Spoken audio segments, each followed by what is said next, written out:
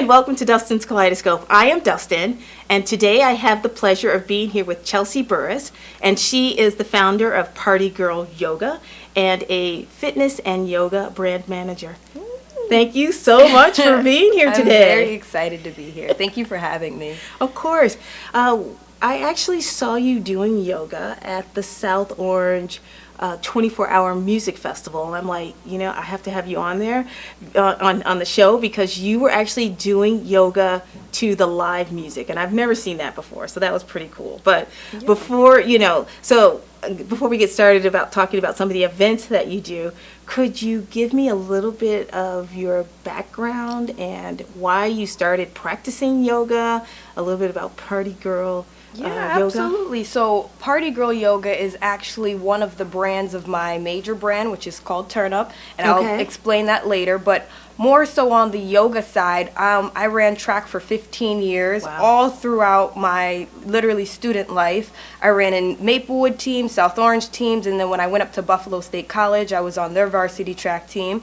And then I graduated from school, and like anybody who graduates school, and they're a student athlete, they kind of go into the slump of like, what's next? Right. So I started trying out all these different sports. I tried boxing, I tried cycling, but nothing really gave me like that mental stimulation of running around in circles all day on a track field.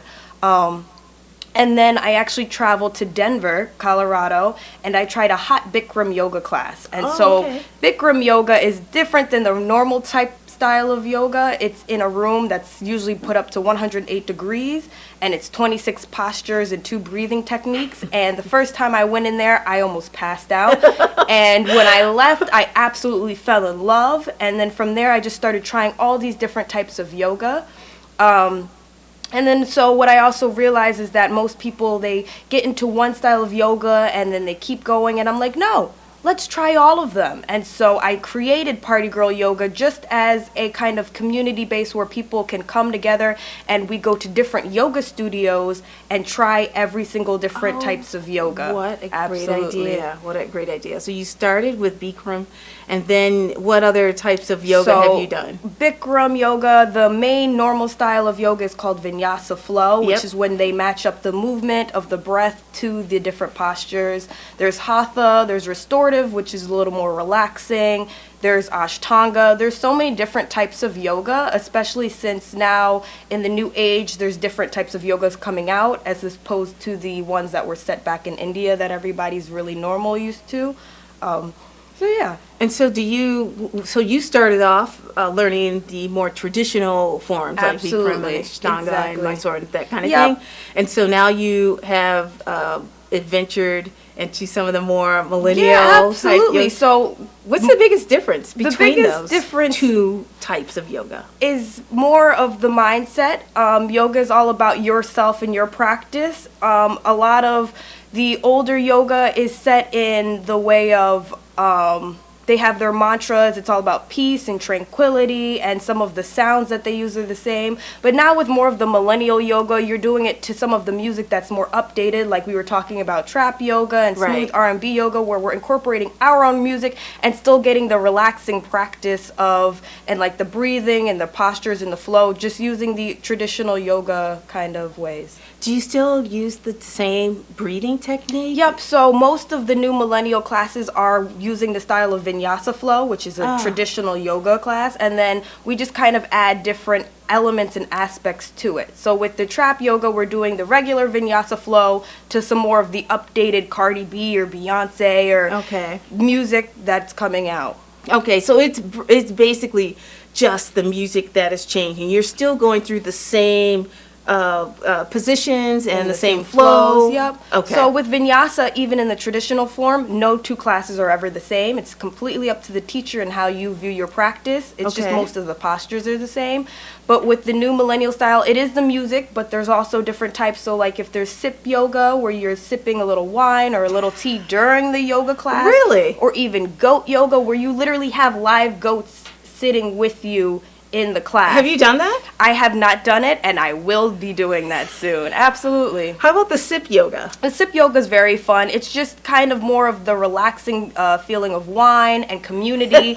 It's really like a girls' night on a yoga mat, and you're doing very traditional vinyasa flow poses, but you're also hanging out with the person next to you and sipping some wine after work. So okay, I'm trying to visualize this. So, where's your wine glass? Your wine glass. So I would definitely recommend using plastic glasses during your wine sip yoga class, and they do it also with beer and different juices and stuff, but it's usually at the beginning of your mat, and then you go into flows, and it's definitely not a very hard flow, because you are sipping, you are enjoying your time, but it is at one point when you're going to take a moment to breathe in, take a sip, breathe out, and then continue your yoga class. Yep, and it's a great time, absolutely. Okay, so typically how long I'm thinking of like the more traditional yoga classes I've taken there, they could be anywhere from an hour and a half to 2 hours.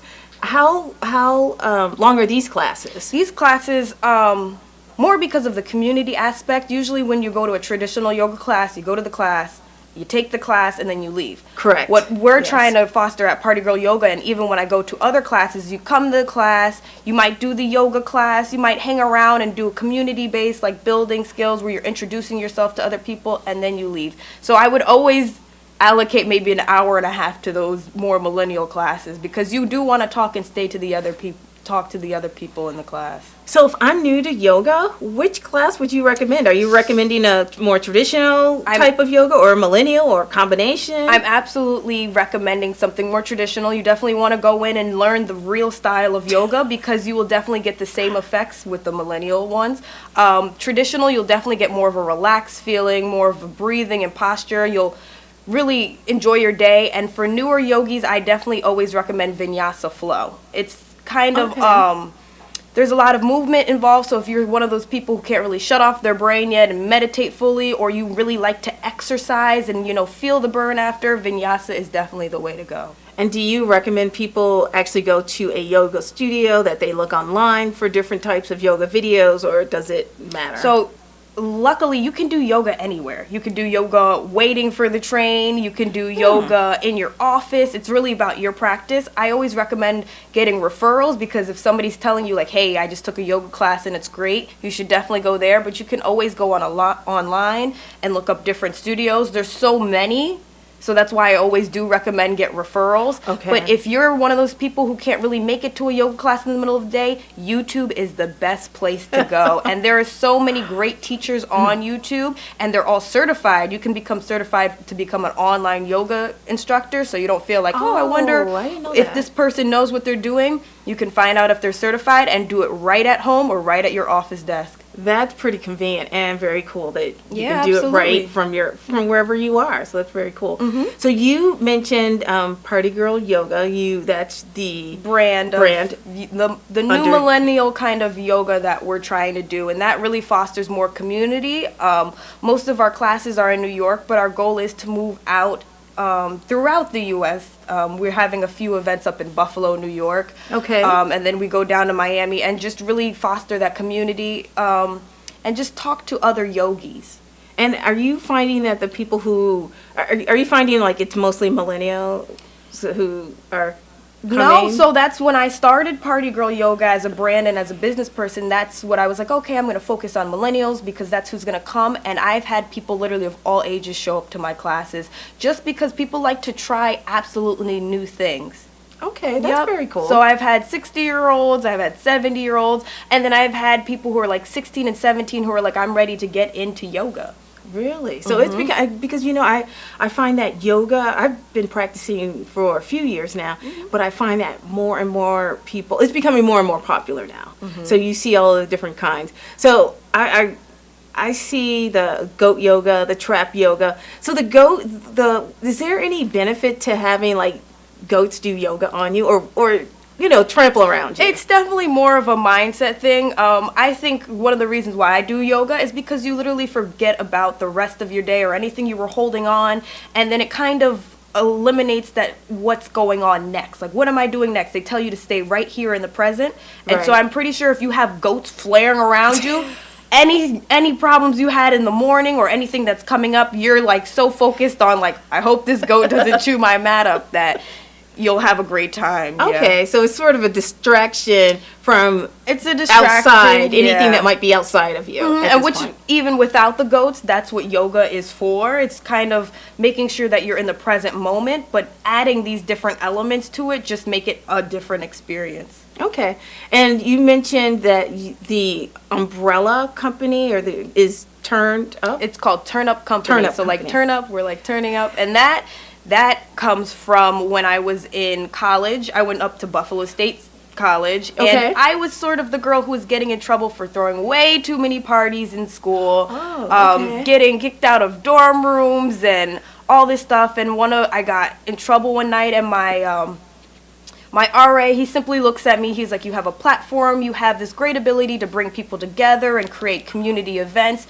You either need to use it for your benefit or you're just going to keep getting in trouble. And from there, I created the Turn Up Company, which it really gathers entertainment individuals and people networking together. And so Party Girl Yoga is like kind of a branch off of that for fitness individuals. So we were already doing entertainment and partying, and now we're just partying on the mat.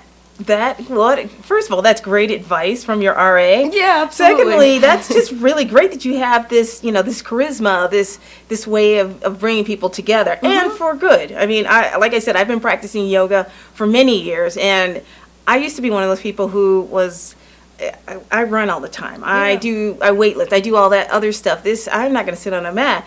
But then it's totally different. So that's great that you're bringing that to everyone. Anybody My who's goal interested. is really to create memorable experiences for people, with their friends, with their family, because you're always going to talk about a concert or something you went to, but how many times are you going to turn over and was like, oh, I did yoga with goats this week, or I did a nice beer and yoga class and I really learned about beer. And a lot of people don't like beer, but when you kind of mix different experiences, you give them a chance to learn about something they normally wouldn't go to. Oh, that's wonderful. That's wonderful. Is there anything else I missed? Because we only have about a minute left, and the second half of the show, we're going to actually get on our mats and do a little demoing. So, No. that's it? Yeah, well, I want to talk about the different classes on the mat. Oh, okay. Yeah, so we'll be back in a few moments, and we will talk about more yoga, the different types of yoga, and of course we will be demonstrating, and we'll see. You'll be demonstrating. I'll just be following you, and we'll do that as soon as we come back. So this is Dustin's Kaleidoscope, and we will see you in a moment.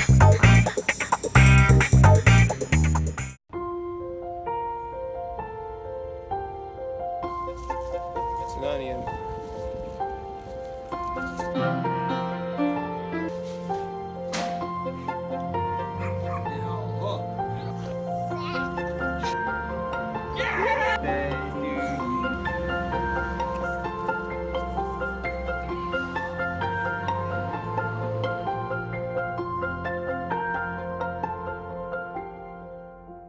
Welcome back to Dustin's Kaleidoscope. I am here with Chelsea Burrus, and she is going to lead us through some movements now, right? Absolutely. So this movement that we're going to do is definitely in the style of Vinyasa Flow, which is Okay. the most traditional one, the most known one that's practiced around, especially in this area. Okay. And whenever we start a yoga class, which I invite you guys to do, is to set an intention, Okay. something that you really want to focus your practice on. So whether it's a big goal you have coming up or something even that you want to kind of forget and let go, this is your time and there's your space and your moment to set that intention. All right.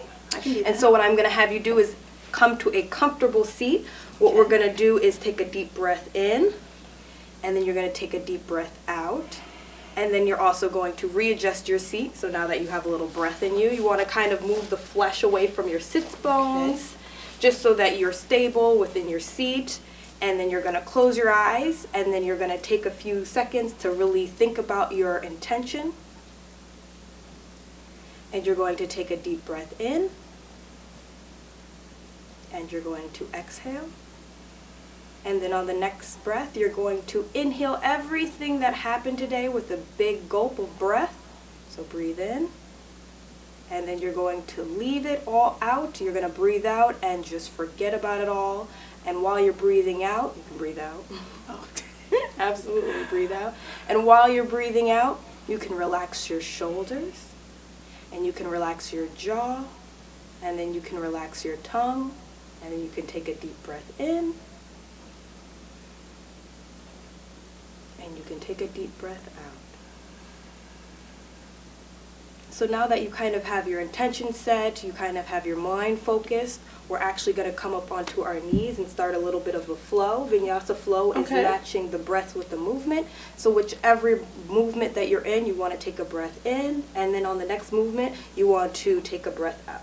Now, is there any kind of way, is there a specific kind of way that we should breathe? So breath is definitely personal and it's to you. You should definitely try and fill your lungs with as much air as possible, but to also where it's comfortable. A lot of yoga classes, they'll tell you when to breathe in and breathe out, but if you're not done breathing in, you keep breathing in and then you just exhale it when you're ready. Okay. Right? So we're going to come up to our knees. All right. And you definitely usually want to practice yoga with a mat. Just because knees pressure, you always want to make sure that you're okay and that everything's comfortable. And then we're going to recenter ourselves with another deep breath in and a deep breath out. And remember to relax your jaw, your tongue with the breath in. And everything that's happening in the past or that's going to happen, you're going to exhale it now. Okay, let's move into our flow. So the first thing we're going to do is come to a tabletop. Okay. This is a very known common pose, and you will find yourself here many times. You want to make sure that your knees are hip width apart. You can leave your feet kind of out, and then you want to make sure that your wrists are comfortable and directly under your shoulders. And then the first move that we're going to do is a downward dog. This is a very common pose. So you're going to take your hips and they're going to go towards the sky. You're going to tuck your feet in, and then you're just simply going to go all the way back. Okay. Yep. And so this is also good because you can pedal out the feet. This is where you're going to get a lot of stretch in the hamstrings. And then it's also allowing the blood to flow the other way because you've been standing up straight. So this is a great time to just kind of let it all hang out. All right. And from here, we're going to come into a plank pose. This is definitely where you're going to get a lot of strength. And you're going to remember to breathe in and breathe out. And then we're going to come down. You're going to bring yourself down to your mat. And you're going to untuck your toes. And then you're going to push forward and up. This is called baby cobra. And you want to make sure that your elbows are in. Okay. So would a beginner be able to do this, all these poses? Absolutely. And your teacher should be able to walk you right through them. And you should feel a stretch in every breath and every moment that you do. So let's get out of cobra pose. You're going to push up a little bit, and then you're going to come back down, and then you're going to push back to downward facing dog. And from here, you're going to remember to breathe in again. As you know, yoga is a lot of breathing and a lot of movement, so you can still stretch yourself out if you would like to. Okay. And we're going to come into my favorite pose. So you're going to take your left foot, you're going to stick it up in the air, and then you're going to bring it all the way through to your hands and feet.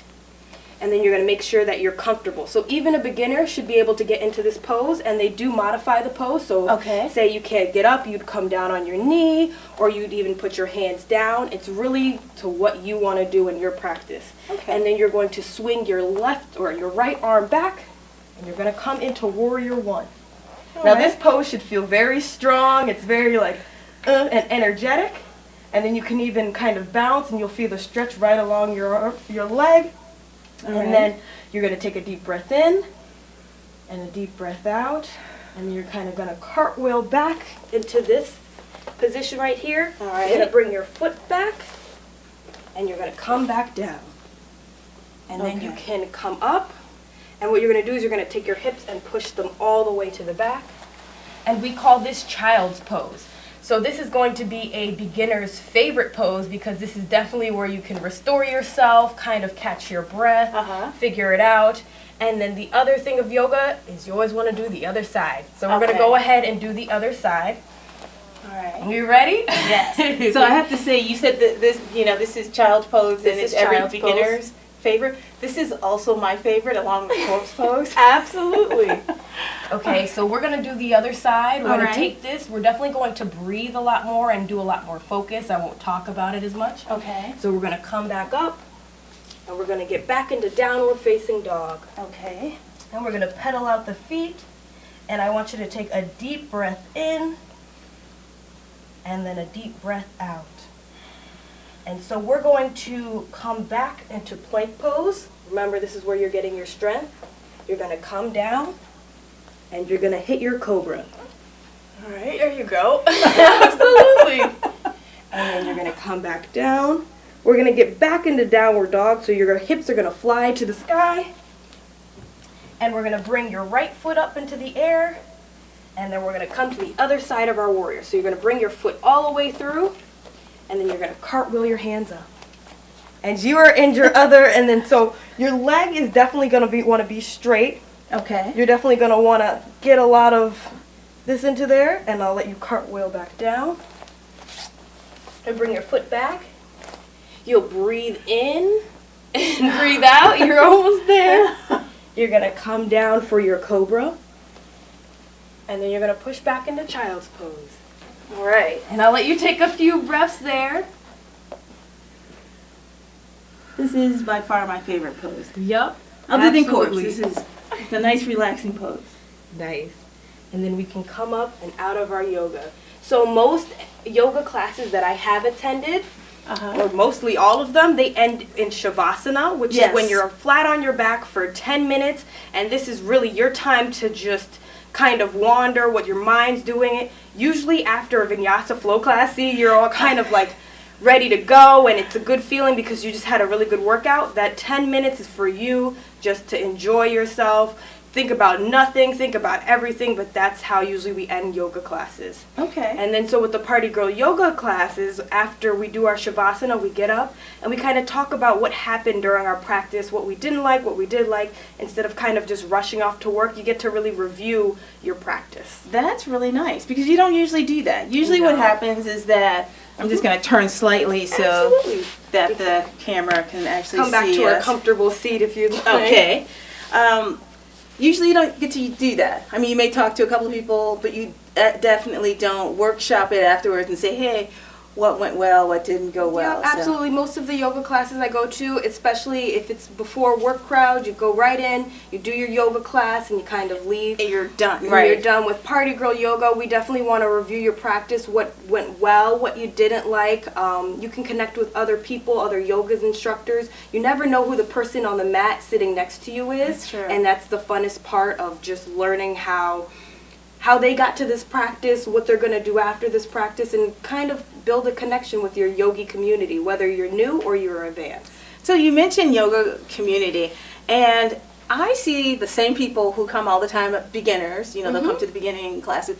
Do you find that with Party Girl yoga that you have a solid base of people who come all the time, or do you just keep getting like new people who are interested or people who happen to be in the area and like, hey, this sounds like a cool thing? So what do you find? When I originally started Party Girl yoga, I definitely wanted a tight-knit group of females who would travel to different yoga studios. Okay. As time went on, I've had females and males show up, and I have a lot of tourists because I do a lot of New York City events. Oh, okay. So people literally flying in from Japan or Tokyo or Australia, coming in, and they're just like, I kind of want to meet new friends. I even have sometimes a language barrier, but they'll meet somebody else there who can speak their language, and so it's kind of a lot of everybody who just comes and pops up. They're pop-ups, so they come and happen every once in a while. You really have to, we don't really have a set schedule. You're not coming Monday, Tuesday, Wednesday. You're coming on a Saturday, and this is the best Saturday that you'll ever have, but it's also very random, so you have to keep out for the tickets and stuff.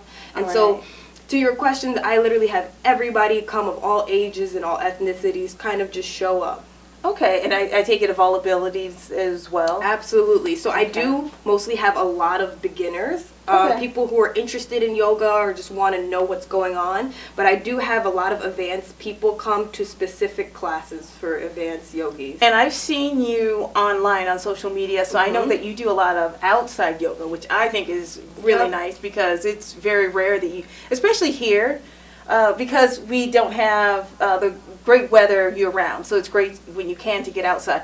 Do you find that your yoga practice is different inside versus outside, and if so, how? Okay, So with the outdoor, I'm actually a winter baby. So being outdoors when it's hot and it's nice out, love that. Okay. The difference between indoor and outdoor yoga, it's a little more intimate setting, but it kind of encloses your practice a little bit. You kind of, when you're outside, you can feel the nature, what's going on. There's always stuff going around you, so you're even like kind of more focused because there's so much going around and you're in your own center place. Okay.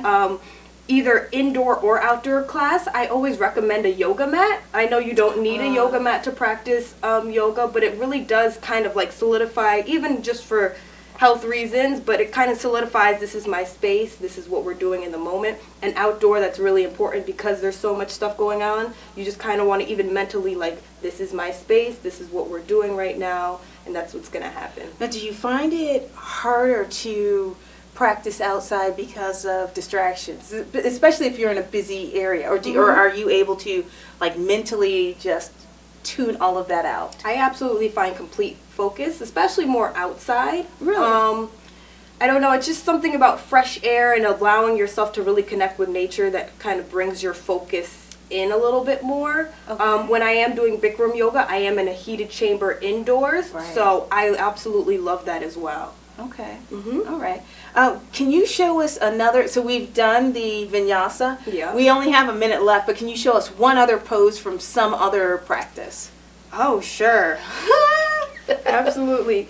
So a pose that I'm really working very hard on in Bikram yoga, so it's 26 poses and 2 breathing techniques, and this one's called Eagle, and it's very hard, so we're going to try it together. All right. Stand up. All right. And I'm going to try and kind of talk us through it. So we're doing a yoga pose, so you want to breathe in and breathe out. And then we're going to take our right leg and we're going to put it in the sky. So this, you also need balance. All right. Are you ready for this? I'm ready. You're going to take this foot and you're going to kind of wrap it around your leg. This pose, yeah. Oh, see, look, I'm familiar with this one. And then you're going to kind of stick your foot behind your leg, and then you're going to sit. Okay. You got this. And you definitely want to focus on one thing in the room.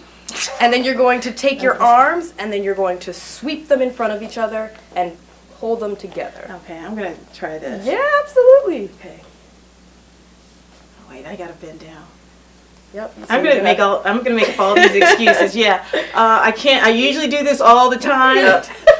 And then this is eagle pose. So it definitely looks better on a professional yoga instructor, but that's what I'm practicing on now. So maybe if I ever come back on the show or whatever, I'll be right in eagle pose, the first pose I'll go into. That would be awesome. Absolutely. Thank you so much for being here. I really Absolutely. appreciate you coming on and showing us a few poses, and we will see you next time. This is Dustin, Dustin's Kaleidoscope. See you next time. Bye.